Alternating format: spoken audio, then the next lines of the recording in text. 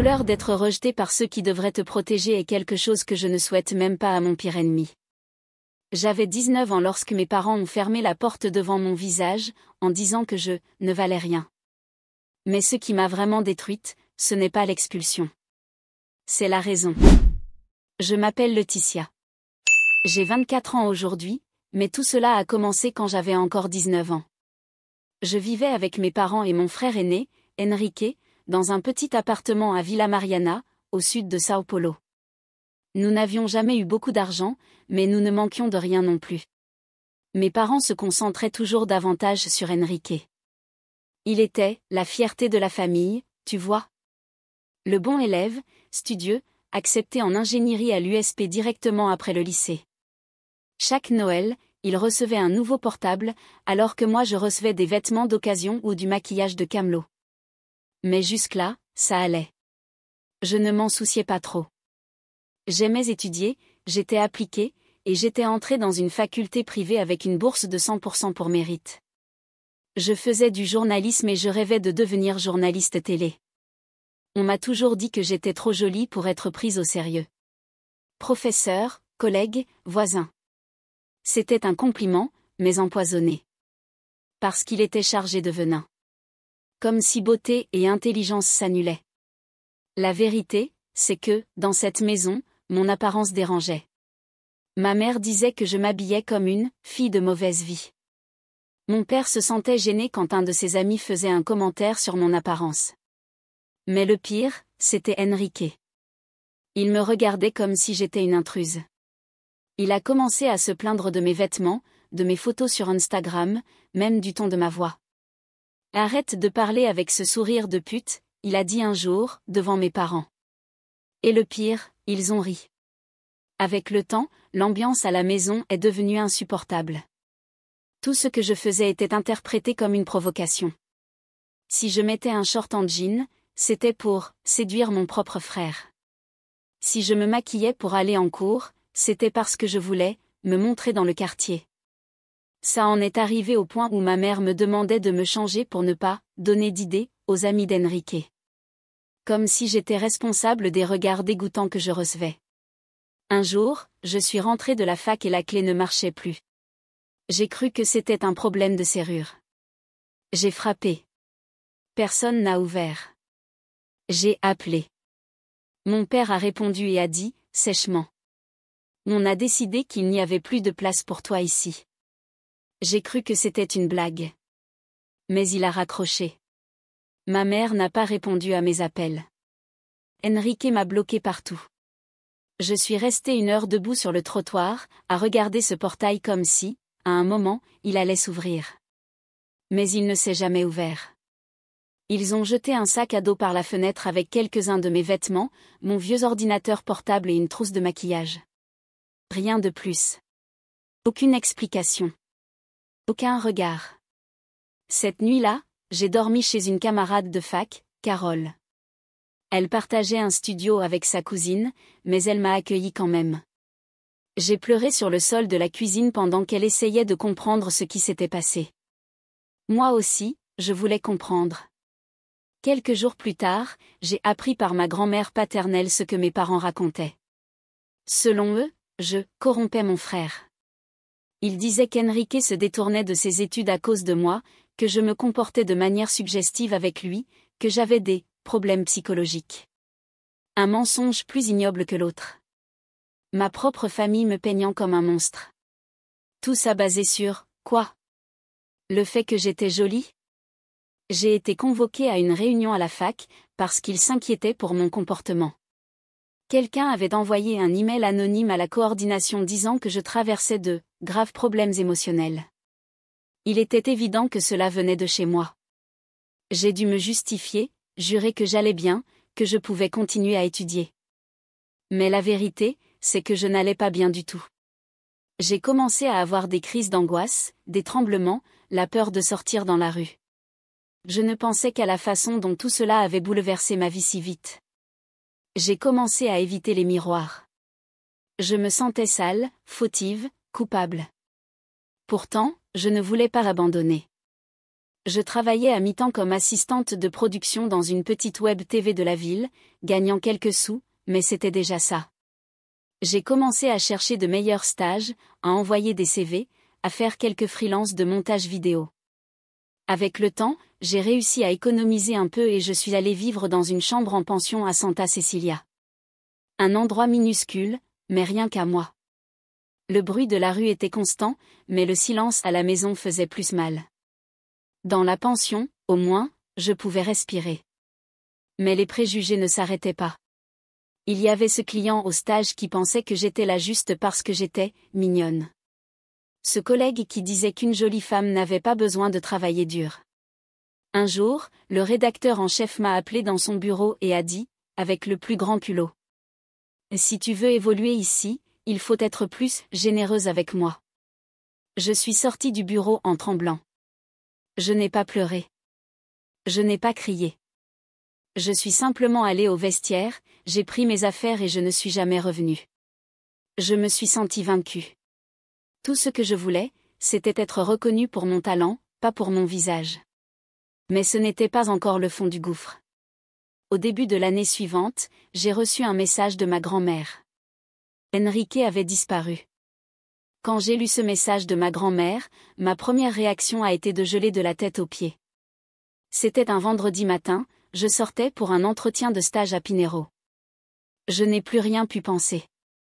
Je suis restée immobile à l'arrêt de bus, fixant mon portable comme s'il allait exploser d'une seconde à l'autre.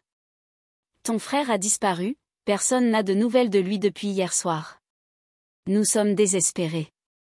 Même avec tout ce qu'il m'avait fait, je sentais mon cœur s'emballer. La vérité, c'est que, même si je voulais le haïr, même si je me répétais qu'il m'avait détruite, il restait mon frère. Je ne suis pas allée à l'entretien. J'ai pris le métro et je suis allée directement chez ma grand-mère, à Bella Vista. Elle vivait seule depuis la mort de son mari et elle avait toujours été la seule personne de la famille à vraiment me traiter avec tendresse, même après mon expulsion. Elle m'a accueillie avec une étreinte serrée, la première depuis des années qui semblait sincère. Elle m'a raconté qu'Enrique était sorti pour une fête avec des amis de la fac et n'était jamais rentré. Son portable était éteint, il ne répondait pas aux appels, ni aux messages. Il n'avait fait aucun check-in nulle part. Personne ne savait s'il était vraiment allé à cette fête. Tes parents pensent qu'il a fait une bêtise, Laetitia. Ils disent que c'est à cause de toi. M'a dit ma grand-mère, les yeux pleins de larmes. Ça m'a donné un coup de poing dans l'estomac. Même dans une situation pareille, ils essayaient encore de me faire porter le chapeau. C'était incroyable. Les jours suivants, j'ai suivi toute l'affaire de loin. Je ne suis pas allée au commissariat avec eux. On ne m'a pas convoquée pour témoigner. Personne dans la famille ne voulait de ma présence. Mais les rumeurs ont commencé. Dans le groupe WhatsApp de la famille, duquel on m'avait exclu des années auparavant, circulaient des captures d'écran de gens disant que j'étais jalouse d'Enrique. Que j'étais déséquilibrée. Que j'avais pu faire quelque chose. J'ai commencé à être suivie par de faux profils sur Instagram. Des commentaires passifs-agressifs, des gens disant « dommage que la beauté ne donne pas de caractère » ou « qui se part trop a forcément quelque chose à cacher ». Une nuit, je me suis réveillée avec de grands coups frappés à la porte de la pension. C'était un livreur avec une enveloppe. À l'intérieur, une copie d'une notification judiciaire. Mes parents m'attaquaient en justice pour diffamation et harcèlement moral envers le frère. J'étais sous le choc. Recevoir cette notification judiciaire a été comme recevoir un coup de poignard dans le dos. Mes propres parents, qui m'avaient mise à la porte sans explication, m'accusaient maintenant de diffamer Enrique. Ils prétendaient que je faisais des insinuations publiques sur sa moralité, que je salissais son image et que je causais une perturbation émotionnelle. Je ne savais pas si je devais rire ou pleurer. Insinuation ? Je parlais à peine de lui.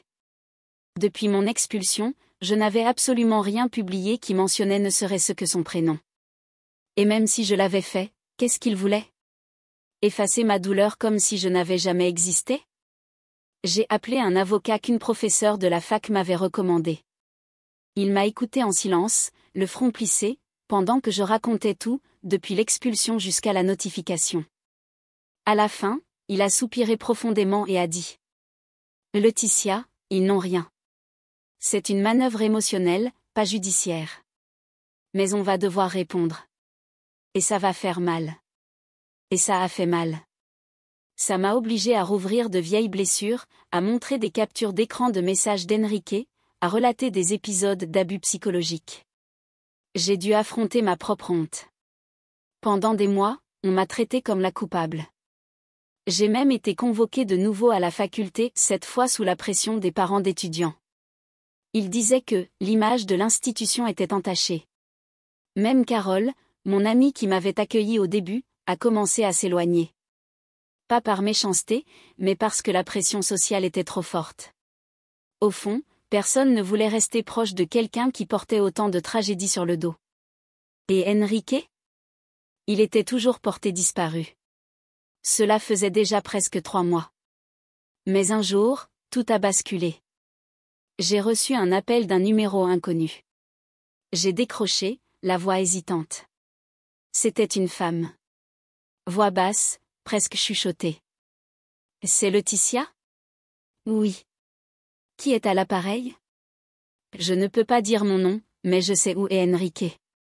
Mon corps s'est figé. Sa voix tremblait. Elle semblait avoir peur, mais décidée. Il n'a pas disparu. Il s'est enfui. Il vit avec une femme mariée, en province, caché de sa propre famille. Il a dit qu'il voulait disparaître de la carte, pendant un moment, qu'il avait besoin de paix. Mais on a utilisé sa disparition pour te détruire. Comment savez-vous ça ? Parce que je suis la sœur de la femme avec qui il est. Je respirais à peine. Elle a dit qu'elle ne pouvait pas donner plus de détails, qu'elle en avait déjà trop fait, mais elle m'a envoyé par email l'adresse et quelques photos qui confirmaient tout. Enrique était vivant, en bonne santé, vivant dans une petite maison à Sorocaba avec une femme de presque 40 ans, avec qui il s'était impliqué alors qu'il était encore à la fac. Je ne savais pas quoi faire de ça. Montrer ça à la police ? À mes parents ? À l'avocat ? Je suis allée au commissariat. J'ai apporté les photos, les audios que la femme m'avait envoyés. La commissaire était sous le choc. Elle a dit que c'était suffisant pour clore le procès-verbal et classer l'affaire. Mais il sera tenu responsable ? L'ai-je demandé, espérant encore une forme de justice. Malheureusement non. Il est majeur. S'il a décidé de disparaître de son plein gré et qu'il n'y a pas eu de crime, on ne peut rien lui imposer. Ce jour-là, je me suis assise sur le trottoir du commissariat et j'ai pleuré comme une enfant. Ce n'était pas du soulagement. C'était de l'épuisement. 3 mois à être accusé d'avoir détruit quelqu'un qui avait simplement décidé de fuir sa propre vie. Je suis rentrée chez moi et j'ai passé la nuit blanche. J'ai pensé à confronter mes parents, à tout leur montrer, à leur jeter la vérité au visage. Mais alors, quelque chose en moi a crié, pourquoi faire ? Ils n'allaient pas m'écouter. Ils ne m'avaient jamais écouté. Alors j'ai tout envoyé à mon avocat et je lui ai demandé d'utiliser ces preuves à l'audience du procès. Il a souri pour la première fois depuis qu'il avait pris mon dossier. Maintenant, Laetitia, c'est toi qui as les cartes en main. L'audience a été fixée 2 mois plus tard. Entre-temps, quelque chose d'inattendu s'est produit, l'histoire a commencé à fuiter. D'abord un post anonyme sur Twitter, parlant d'un frère qui avait simulé sa propre disparition. Puis, une chaîne de potins locale a publié une vidéo intitulée « Une famille de classe moyenne invente la disparition du fils pour couvrir un scandale domestique ». Il n'a pas fallu longtemps pour qu'Internet fasse son travail. Quelqu'un a fait le lien. Ils ont trouvé le profil de ma mère, de mon père. Ils ont fouillé le LinkedIn d'Enrique. Et le plus fou, ils ont commencé à me suivre. Les mêmes qui m'attaquaient ont commencé à me défendre. Des gens disaient, la fille a été expulsée, diffamée, poursuivie en justice et malgré tout elle n'a pas craqué. Moi, je ne savais pas comment gérer ça. J'ai reçu des invitations pour participer à des podcasts, à des interviews pour des portails féministes. Une société de production télé m'a envoyé un email pour acheter les droits de l'histoire. Mais j'ai tout refusé. Je n'avais pas encore gagné. Je voulais seulement la paix. La veille de l'audience, ma grand-mère m'a appelé. J'ai tout vu, ma fille. Je sais que tu n'as jamais menti. Je suis désolée. C'était la première fois que j'ai pleuré pour un pardon, pas pour la douleur. Et le lendemain, j'ai affronté mes parents au tribunal. Arrivé au tribunal ce jour-là, c'était comme traverser un champ de mines. J'avais le cœur qui battait à tout rompre, mais le visage ferme. Pour la première fois depuis longtemps, je ne me sentais plus honteuse d'exister. Mes parents étaient là. Mon père en costume sombre, la cravate mal ajustée. Ma mère avec une expression glaciale, les bras croisés, comme si elle s'apprêtait à me gronder plutôt qu'à affronter une audience judiciaire. Ils ont évité de me regarder. Ils ont fait semblant que je n'existais pas, comme ils l'avaient toujours fait, d'ailleurs. Le juge est entré et a commencé l'audience. Mon avocat a présenté les preuves, les captures d'écran, les audios, les témoignages de la femme qui avait révélé où se trouvait Enrique.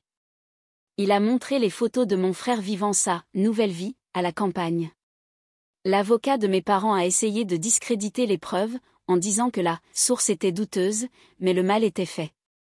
Quand le juge a demandé si mes parents avaient quelque chose à déclarer, mon père est resté silencieux.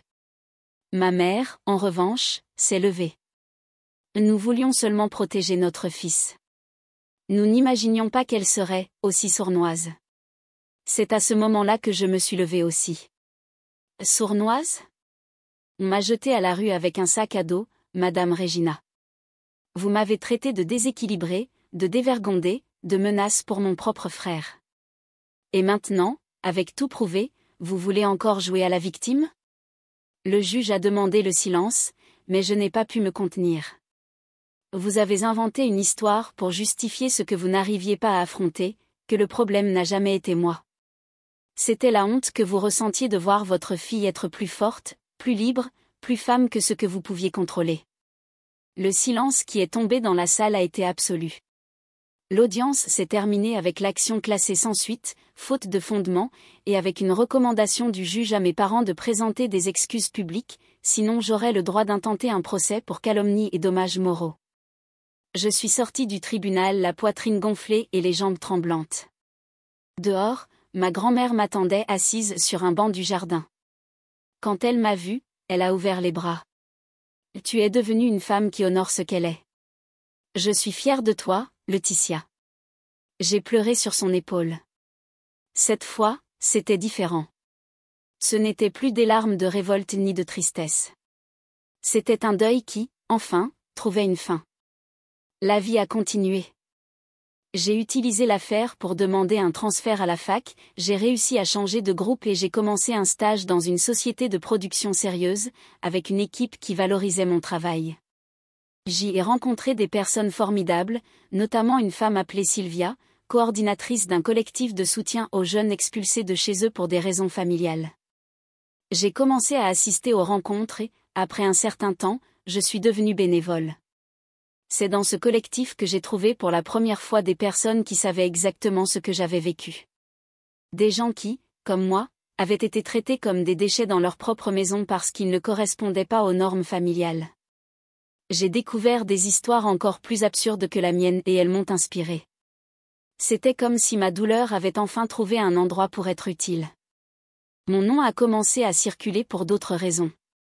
Non plus comme la jolie fille expulsée par jalousie du frère, mais comme une journaliste en formation qui donnait une voix à ceux qui n'en avaient pas. J'ai participé à un reportage sur les jeunes à la rue et j'ai reçu un prix étudiant de journalisme d'investigation. Pour la première fois, j'ai été reconnue pour mon travail et non pour mon apparence. Mais le plus grand tournant était encore à venir. 2 ans après cette audience, j'ai reçu un message sur Instagram. C'était un nouveau compte, sans photo de profil. Le texte était court, mais suffisant pour me retourner l'estomac. Salut, Laetitia. C'est Enrique. J'ai besoin de te parler. Je suis restée à fixer ce message pendant de longues minutes. Mon cœur battait à toute allure. C'était vraiment lui ? Après tout ça ? Après avoir disparu, m'avoir laissé être détruite, m'avoir vue poursuivie en justice, il voulait me parler ? J'ai montré le message à ma thérapeute. Elle m'a regardé calmement, puis m'a demandé. « Qu'est-ce que tu veux de cette conversation ? et j'ai répondu avec la plus grande sincérité du monde. Je veux comprendre pourquoi. Nous avons convenu de nous retrouver dans un café discret, à Liberdad. J'y suis allé les mains moites et l'esprit en ébullition. Quand il est arrivé, je l'ai presque pas reconnu. Il était maigre, les cheveux longs attachés en chignon désordonné.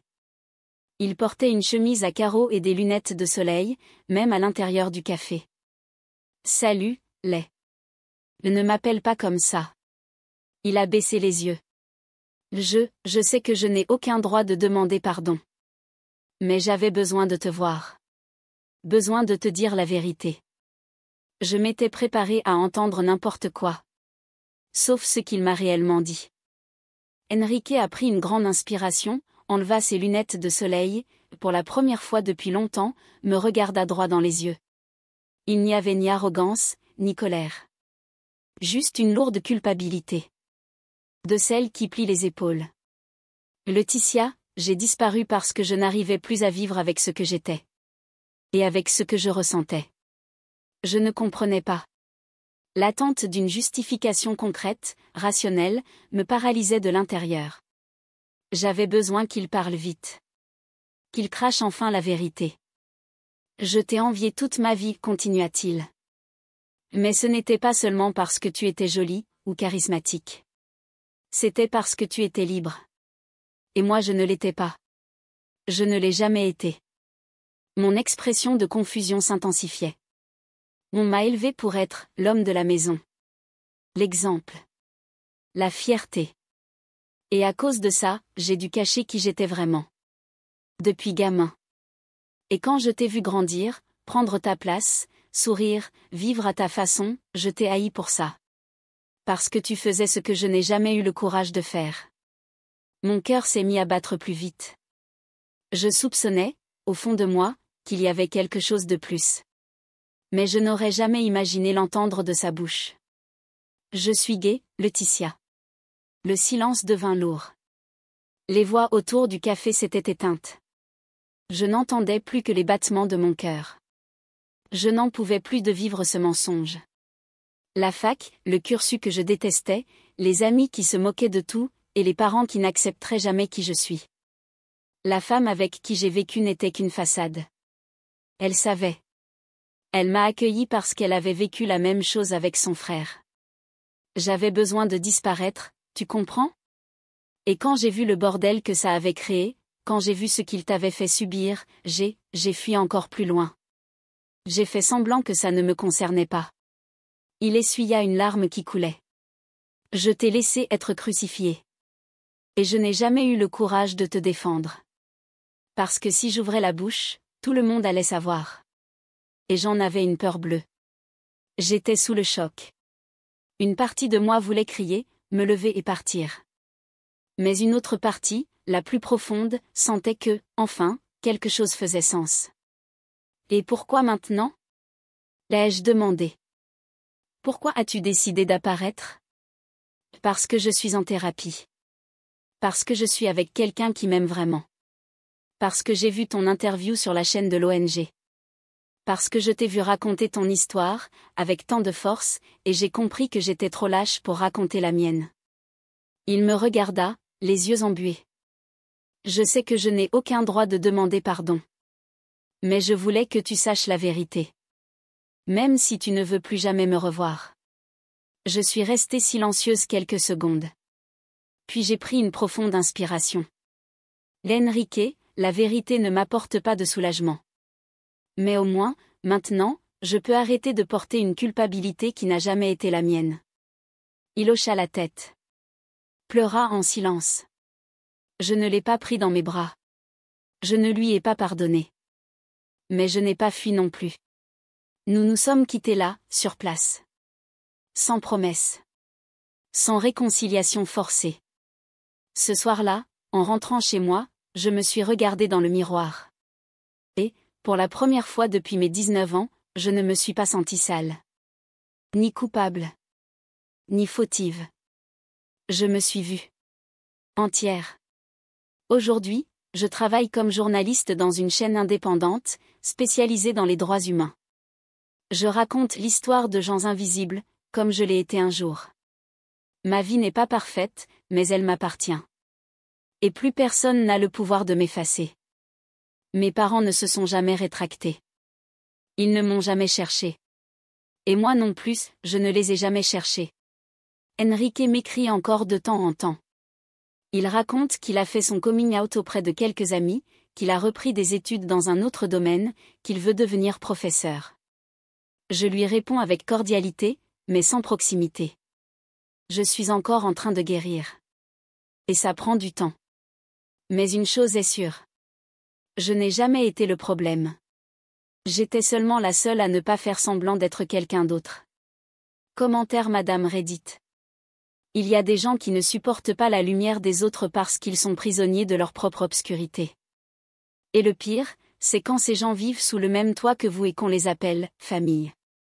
Mais la vérité, c'est comme l'eau, elle peut mettre du temps, mais elle finit toujours par trouver son chemin.